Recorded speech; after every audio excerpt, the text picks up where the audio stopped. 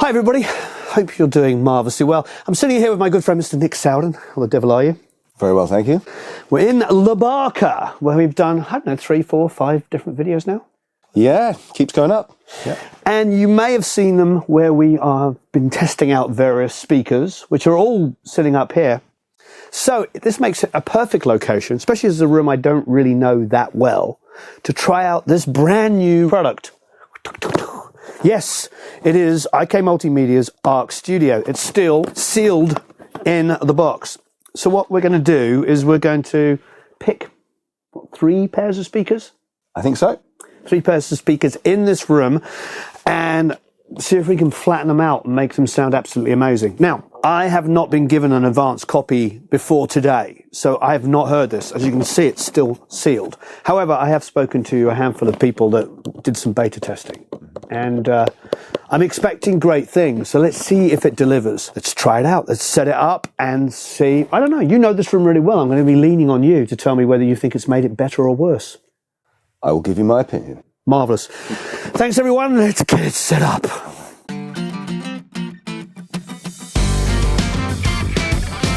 So, in theory, this could be the unit outside of Trinov, which is, I don't remember, $7,000, $8,000. This, I believe, is about 300. Why am I pinpointing that? Well, because it's an external unit, and we were just talking off camera how useful that is.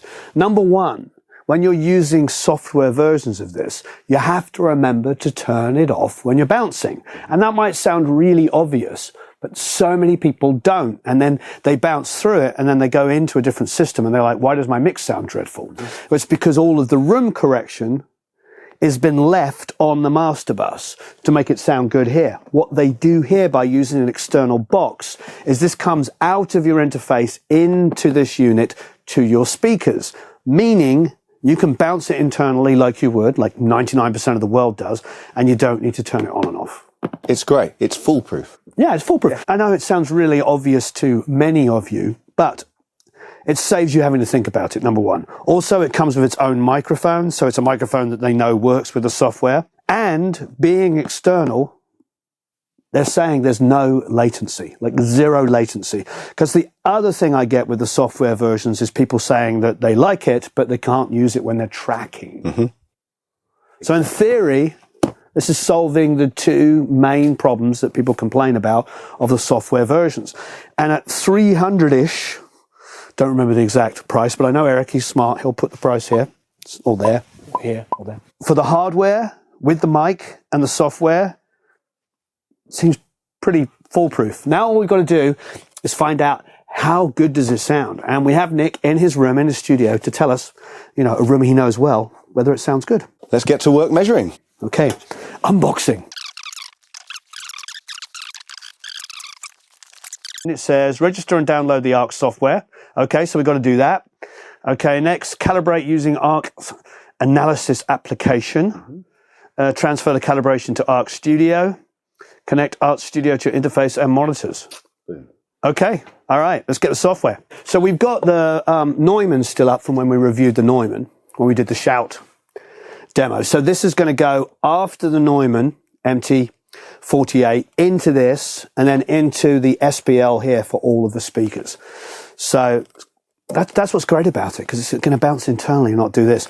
Nifty little unit. It's got some weight to it. It doesn't feel cheap, but it is small. We have downloaded the ARC 4 analysis. I see there's an ARC 4 software there, but it looks like this is probably where we're going next. Let's open said, would like to access your files on your desktop. Okay, I suppose. Like to access the microphone. Okay. And here it is. Woohoo! Welcome to ARC System. What does ARC stand for again? It stands for Advanced Room Correction. Yes. All right. Welcome to ARC System. Tick next to proceed. Let's proceed. Hardware setup. Output device. No, not that. That's funny. Okay, so what we're going to do is do MT48. Yeah. Input device.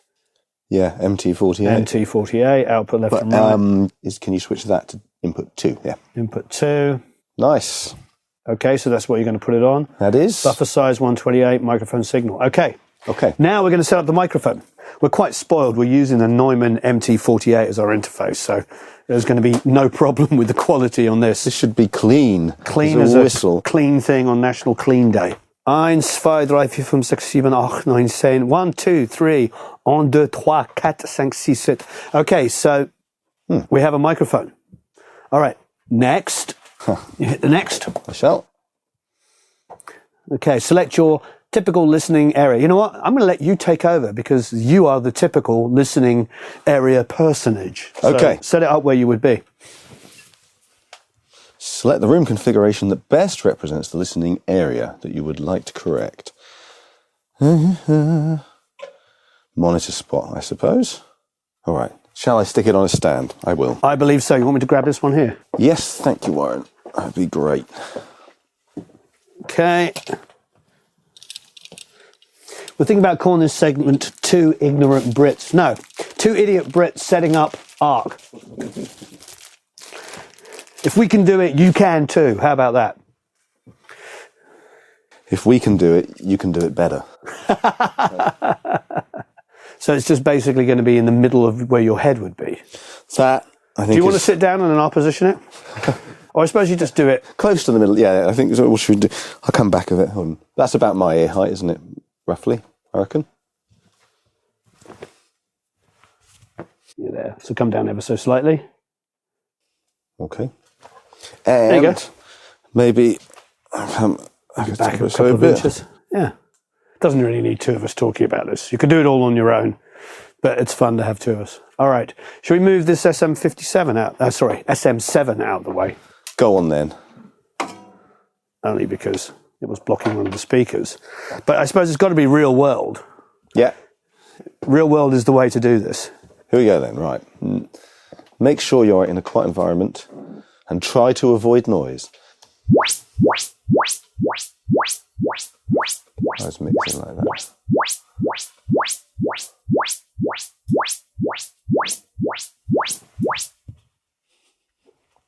Ta-da. So test is done. So we've basically, you set the output of the speakers to the kind of level that you mix at, Okay. say, Yeah. and then adjust the mic input gain until it hits the green area, basically, at which point the software decides it's done. Okay. Perfect. Select the type of analysis you want to perform. 7 points or more accurate advanced mode, 21 points. Do you want to try 21 pints on course. 3 sets of speakers? Of course I do. Cool. I'm going to go and have a cup of tea. 21 points on 3 sets of speakers, everybody. Let's go. You're going to double, quadruple time this, aren't you, Eric? 21 points on 3 sets of speakers. We're going to do the Quested, we're going to do the hi-fi speakers at the top, and we're going to do the Callies. Mm-hmm. Wow. 7 points taken at 3 height layers. Okay. So you've got ear So level. that's a bit better than 21 completely different points. Yes. Yep. 7 points at this level, 15 centimeters higher and 15 centimeters lower. You do that by eye, or do you want a tape measure? We'll use a tape measure. No, let's do. I think we can judge half a foot. Roughly. Okay. 15 centimeters. A Barclays Bank Super Saver child account ruler. Nice. Right. There we go. Measure layer 1. So actually, layer 1 is 15 centimeters below ear level. So here we go. To start off first. Yeah. Apparently. All right. So we're going to go. I'm starting there. I'm going to try and keep my hand about still while I do this. And it's if I can tighten this stand up like that. Yeah. I think you can do this on your own, but it's nice having 2 of us here. It's much more fun with friends. Yes, fun with friends. Room analysis with friends. Okay, set the mic approximately 15 centimeters below ear level.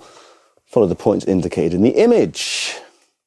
The mic position does not need to be precise. Let's do it then. All right, so this is central. Yeah, pretty good.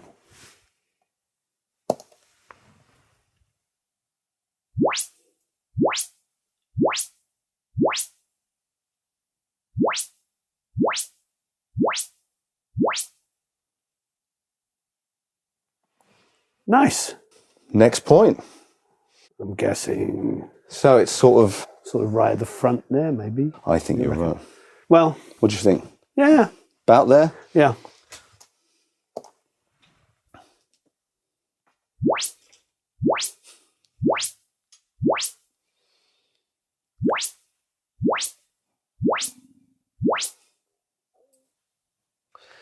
Got to do robot dance there. Yeah, you're right. It's quite sort of craft work, isn't it? Yeah, exactly. Love a bit of craft work.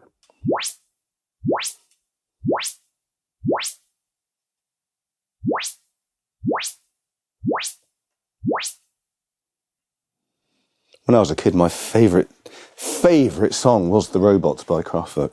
And so it should be. I think maybe a little bit further Do you think? to the left. Yeah, because I think you were about here. On Great. that one. Great.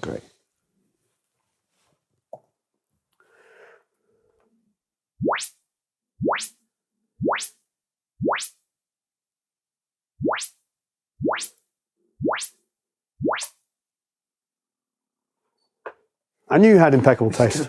I'm a huge Kraftwerk fan. I absolutely love all krautrock. Amazing. Yeah. What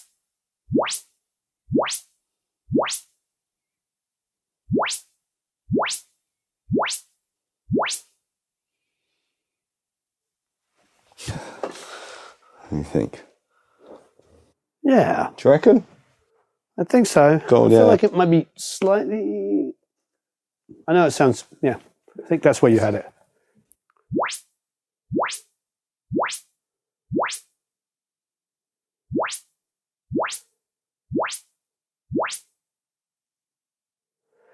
Probably the people that were really, really smart would use these marks here. That's right. This is the benefit of having a highly patterned carpet. Yeah, we're going to use those same marks. So when we come to do it at the next height up, Yeah. we have those marks. Pretty organised, really, you know.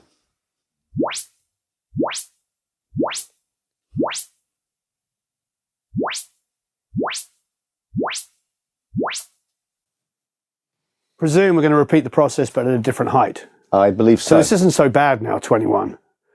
I thought they were going to be like one in the corner and one up here and one up. It's actually not. Not quite so onerous, is it? So it seems like the 21 points isn't that difficult because once you figure out the 7 here, it seems like it's only going to be 3 different heights of moving around here. When we first saw 21, we were thinking, oh no, it's going to be like one over here, hanging from the ceiling, you know, standing outside, you know, doing the twists. None of that stuff. Okay, so I think we're going to repeat just a little higher up. Yep. The actual exact ear measurement, yeah? Ear height. Ear height. Yeah.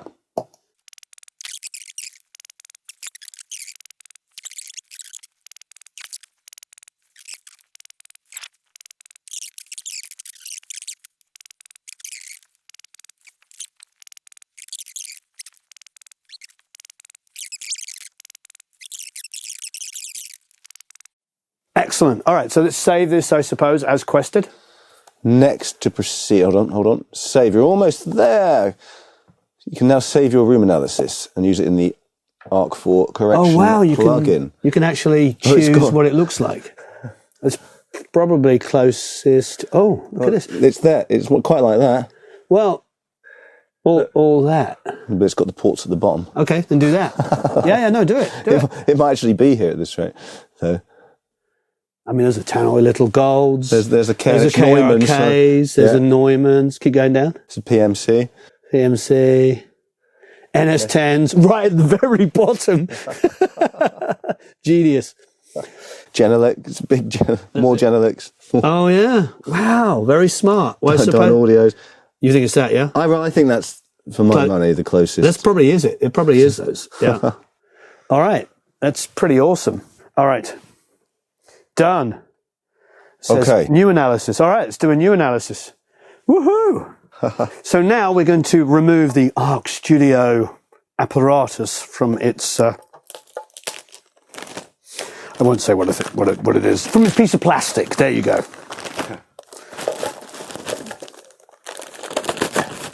Voila. Nick has... I think the first thing we've got to do is what? Transfer the profile we've just created to this box. Profiles. Profiles. Trois profiles. Via a USB cable. Aha. And then we do the audio cable part. Okay, great. So he's on top of it. Okay, so how do we do the transfer? Let's find out. Maybe we open the other piece of software. I reckon we probably do. So if we go... Yes, ARC 4. It says ARC 4 there. Okay. Yes. Si, senor. Oh, look at that. Firmware update needed, right. Well, okay, we're going to update the firmware. All right, and what do we do? Oh, look, here we go. So under measurement, we now have It's already there. The 3 sets that we've taken. Oh, wow. All right. In the software. Let's hit the Kali Iron 5. So this is, so the UBS, that was it. It was just plugged in and it works straight away. Target, what's this mean then? Default. See, default looks like there's a sort of a LF shelf. Ah, okay. Which probably isn't necessarily that bad. Well, we can listen to it. So we switched the target to flat here. We're on a full screen. We're not going to put any audio through. We're just going to have a little talk about this. This is quite fun. So if I go to starting with the Kalis, which are the white ones there, the AM5s, remarkably flat, to be honest, according to this. There is a dip here, what would you say, 14, 15K? Probably about 14K. Yeah. Which, it seems to be keeping the characteristics, like it's letting the dip stay there, and letting the boost stay there as well. Interesting, but just kind of reducing it a little bit.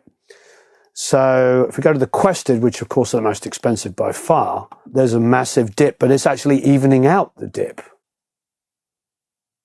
It's interesting why it's chosen. If it looks like if it's a kind of like a notch, yeah, then it tends to leave it. If it's kind of a broader roll off, yeah, you see what I mean? It's correcting it. It's correcting it. Yeah, possibly. I haven't looked very carefully. We go to the KEF, which are the hi-fi speakers. We're expecting this to be not very good. And Jesus, Mary and Joseph, yeah, they're all over the place. There's an enormous dip at like 7+ dB at 80, 85, like enormous. And then a massive over 9 dB dip at like 2.5, well, 2.3, 2.2. And it starts all the way. God, the mid-range is just like scooped. They're smile curved, aren't they? Slightly? Yeah, really, really scooped out. And then the high end. But it's interesting, it's boosted the high end back up there. So, yeah, massive dip in the low end and an enormous wide dip in the mid-range on the KEFs, which is, it is what it is. Go back to the Quested and then the Kalis. Looks like they managed to flatten out the Kalis really, really well. Now, the question is, can we adjust this? I bet you can, but... We haven't got there yet. Yeah, I don't know if that'll have something to do with the target, maybe, thing.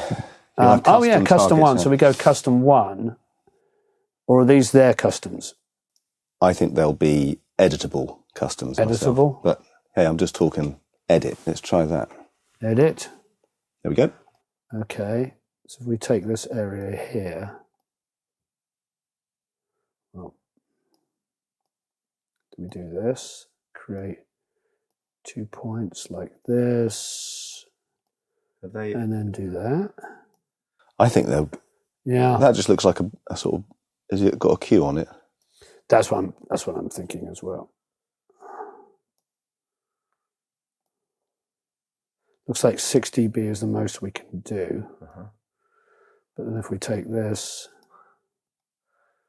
it's all very... Have you tried right-clicking on one just out of interest? Yeah, just there. Yeah, try it. Does it do anything? No, it doesn't. It's all right. Okay, but it's... What about... I mean, it looks like it's allowing me to... Yeah, edit that. Curve? Where did you see the ability? Oh. I didn't really. I was trying to see if there was a bandwidth somewhere. But... So it looks like it's got 6 dB maximum we can do. So it looks like I want to do this. Get in here. Keep this flat. And it's the orange lines afterwards, isn't it? I mean, it's kind of a naive edit.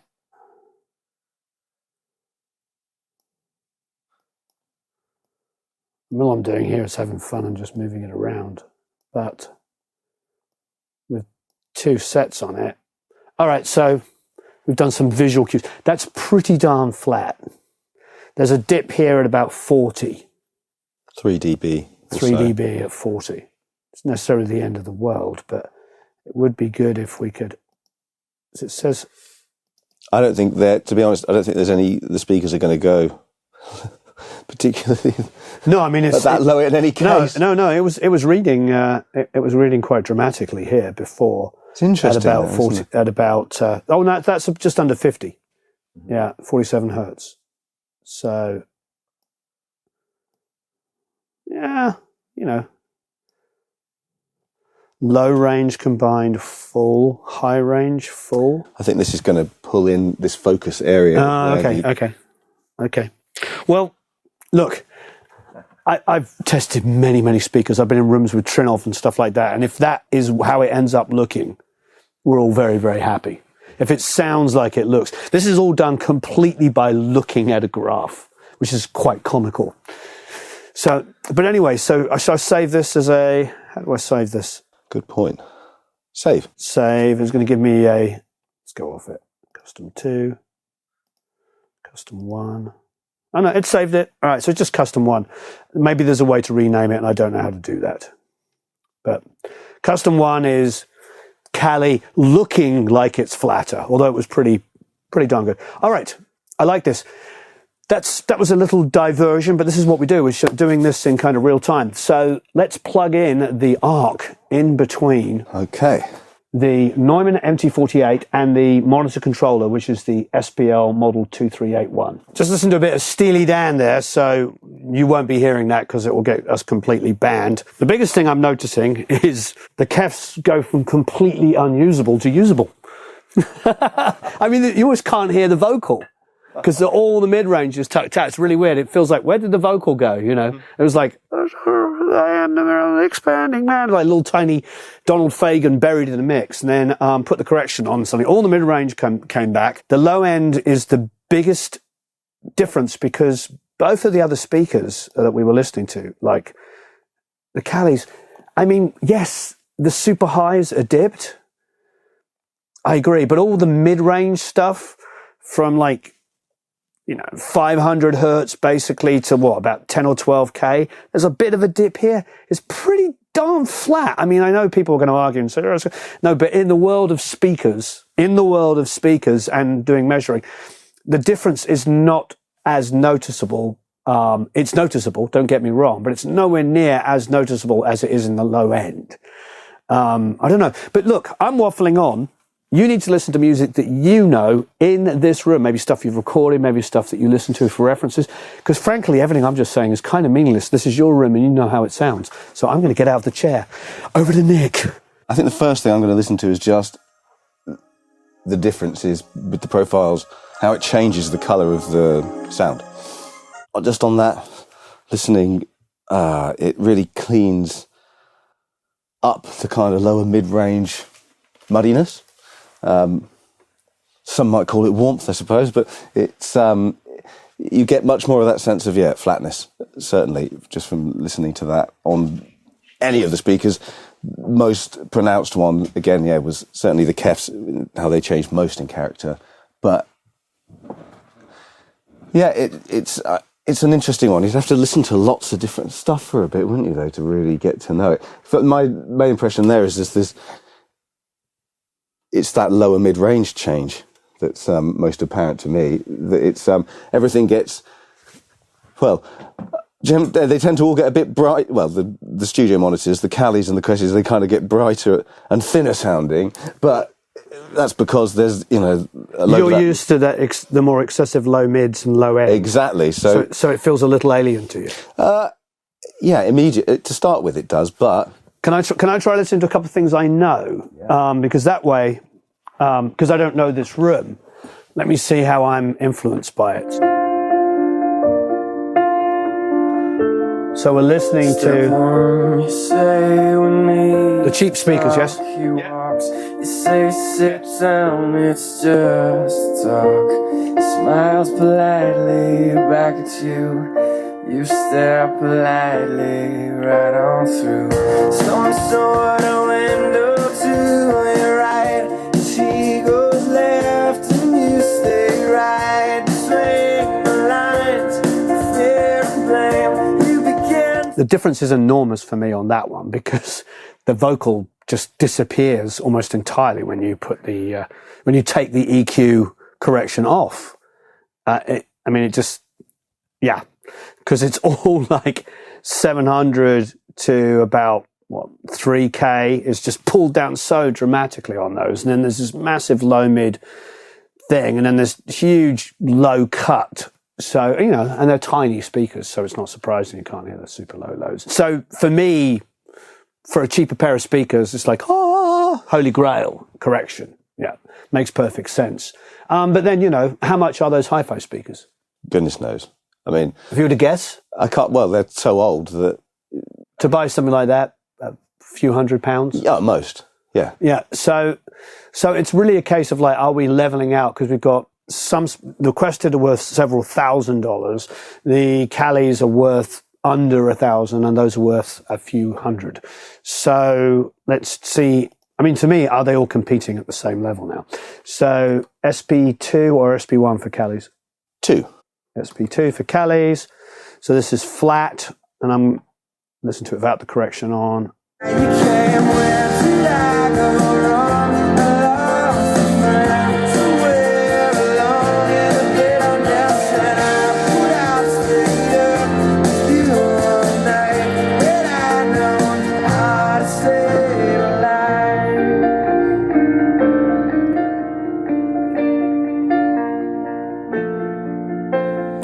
Let him know that you know best, 'cause after all you do know best. Try to slip past his defense without granting innocence. Lay down and That's a definite improvement to me, because this ugly kind of exaggerated 2 to 300 always like that is quite ugly. And there's also a frequency I particularly hate being boosted in vocals is like 600-700. That to me just sounds like this, And even though it's only 2 to 3 dB, probably about 2 dB, it's quite noticeable in his vocal.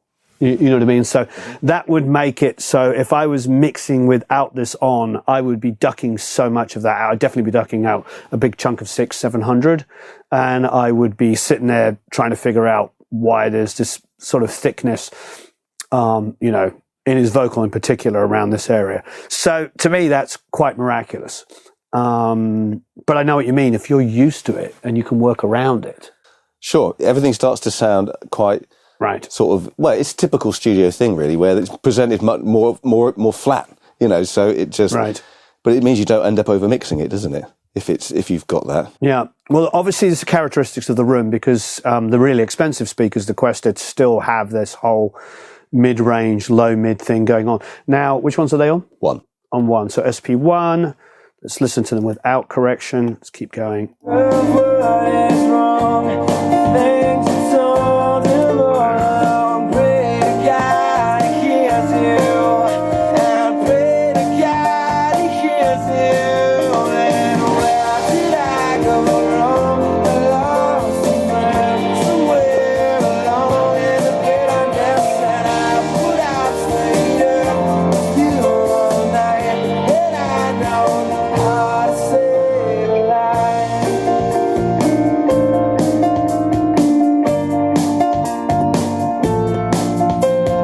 He begins to raise his voice. What's interesting is we're going between the correction and the non-corrected. There's not that kind of huge delay because you hear that the latency is kicking in. That's and really I just cool. realized that. I'm taking it out. Normally when you turn it on and off on other software, there's like this kind of like, what just happened? The whole thing shifted. So there's zero latency going on. So that's awesome. So let's go and use the custom one on the Cali 5s, which is what, 2? Yeah. Okay, so IN5s, custom setting where we flatten that out a little bit and gave a little extra low-end boost to flatten out some of this area in here. I mean, in theory, these should sound the best, you know, because it's all nice and flat, but maybe flat isn't what we want. We'll find out. Over yours, grant him one last choice. Drive until you lose the road. A break with the ones who follow. Okay, correction. He will do one of two things. He will admit to everything, or he'll say he's just not the same, and you'll begin to wonder why you came. Where did I go wrong? Okay, so this is such an awesome conversation to have because, like you're pointing out, all of this extra low mid and everything, which is inherent in the room, and there's a lot of it on all the speakers, gives you the sense of the mid-range being a certain way that when you correct it, now all the mid-range comes forward. So it feels brighter in as much as it feels brighter in like the 1 to like 5K, because suddenly that becomes more pronounced because everything below kind of 1K, depending on the speakers, but, you know, is really exaggerated. Well, here it's like on the Callies. The Callies are actually flatter to about 350, 400 than the Questeds are, which are boosted quite dramatically, in this room at least, up to like 700. So that's interesting. That's very interesting indeed.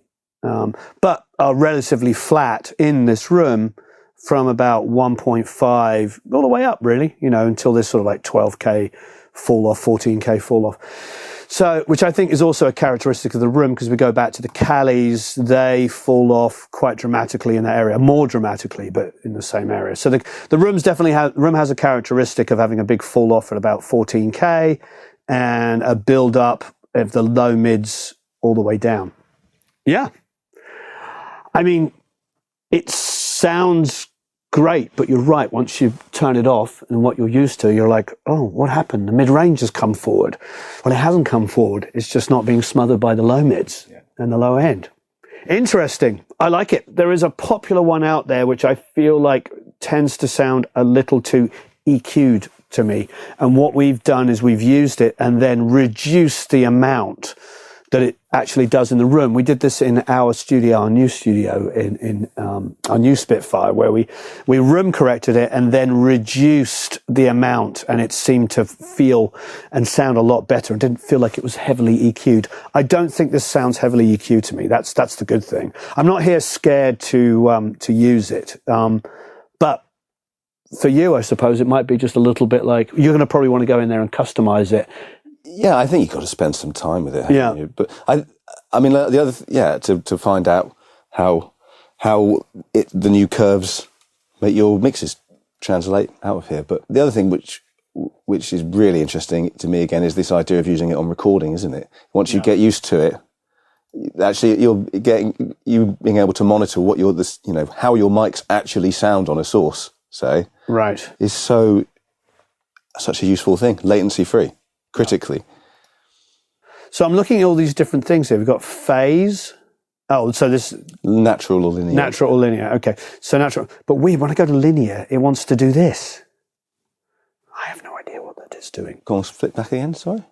Look at this. Yeah. This dip here, 12 dB nearly. Yeah. About 42, something like that. 44. Yeah. Yeah. Okay. Not entirely sure why. This is where I'm definitely not entirely sure why. But doesn't phase response changes with frequency, doesn't it? So to maintain linear phase, I guess it's some kind of trade-off that has to happen. Oh my God, look, there's the Quested 8s. Ah, there you go. So you can take the characteristics of the monitors. So this will be hilarious. Why don't we've got the Callies, and we'll virtually monitor them to sound like the Quested 8s. Which apparently don't have any low end.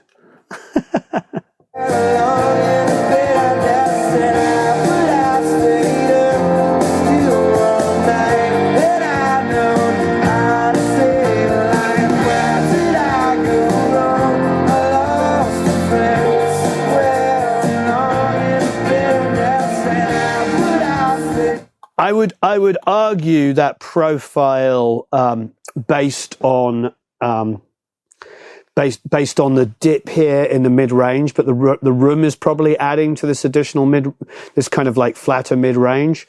But the 1K and below is pretty correct to about 100 hertz. It is definitely, that's what the other ones are reading, this kind of like enhanced low mid. So interesting.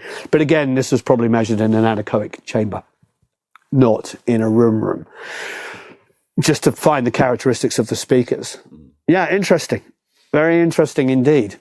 Yeah, I mean, it's great software. The latency-free thing is awesome. It probably took us about 20 minutes to do 3 sets. 20 minutes? Yeah, maybe. Yeah, probably about 20 minutes. So 3 sets of speakers in 20 minutes.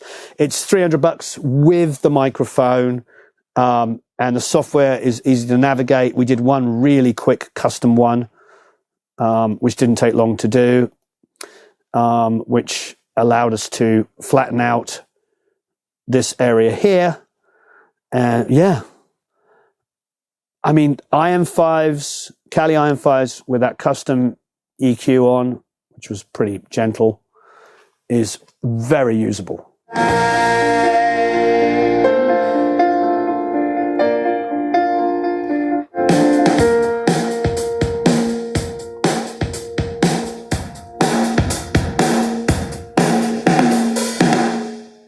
I think it's a winner. If you've got multiple sets of speakers, you're in a room, especially that you haven't already fallen in love with the sound, this could be really quite remarkable. And especially on learning now, because we used to just go from room to room with whatever speakers. Nobody knew what was to blame. It was like, if you didn't translate, is it the speakers? Is it the room acoustics? Is it, I don't know, it could have been all kinds of things, and we didn't really ever know. And people would go, oh, I don't like this room, or I don't like that room. And then, we started traveling with speakers. I'd bring my Genelecs with me, my 1032s, and wherever I would go, I'd set up a pair of 1032s. And increasingly in the mid-90s and early 2000s, when I first started making records, frankly, everybody had a pair of 1032s and a pair of NS10s, but rooms change from one place to another. And after a while, you get used to them if you're making an album over 6 weeks. But these days, I don't think there's many chances of having 6 weeks to make an album, quite frankly. And if you're mixing, you want to be somewhere you can trust. So, I don't know. This is good. It seems to be one of the more affordable options to have something which has zero latency, because the only thing that competes with this with zero latency is several $1,000s. It's really, really great. The Trinov system is fantastic. We have it in our studio. Stephen Slate has it in his room at our place. And we also have Sound ID reference, but we do customize their profile, and we don't use it, obviously, when we're tracking. This allows you to use it while you're tracking. I know they're proud of this, and I know other people I've spoken to that beta tested this really like it. So, Nick, what's your first impressions? My first impressions, Warren, are that I would very like to spend some more time with this system and make some second impressions. Okay, good. Well, we're going to leave it with you. We'll revisit this. We promised we would do the Britiots, the two Brit idiots, trying it out for the first time. We didn't know anything about it beforehand except for, hey, try it out. So we have. Do I like it? Yeah, it's really good. I think my guess is everybody's going to review it really positively. The interface seems really dumb and easy for me to use. With the EQ adjustment, I think we figured out how to get it to sound good. Could it have gone in there and done some more Q stuff? Maybe it does and we didn't figure it out. But I think we got it sounding pretty darn good. I think everybody, if they're used to being in a room, is probably going to customize it. And that would be fine, because if your ears are used to a certain sound like Nick is, I bet you he's going to come back and customize this to have a little bit more low-end bump. But with the high mids being like more accurate, maybe you'll leave that, because because there's so much information in there. Now you can trust that maybe a little bit more, but give yourself a little bit of low. Am I guessing that's probably what you're going to do? Quite possibly, yeah. I think customize it a little bit. It just sounds, yeah, definitely, yeah. I suppose, like you say, when you're used to something, that it feels like home, doesn't it? Yeah, but it's great the fact you can then change the profiles to be able to reflect that. All right, well, next time I'm here, I will find out what you've done. Mm-hmm. Thanks, everyone. So long, farewell, auf Wiedersehen, au revoir. There will be a link down below where I'm sure you can go and check out more about this, or even a link to purchase. Who the heck knows? we'll know when it's released. So long, farewell, auf Wiedersehen. It's goodbye from me and it's goodbye from him. Goodbye.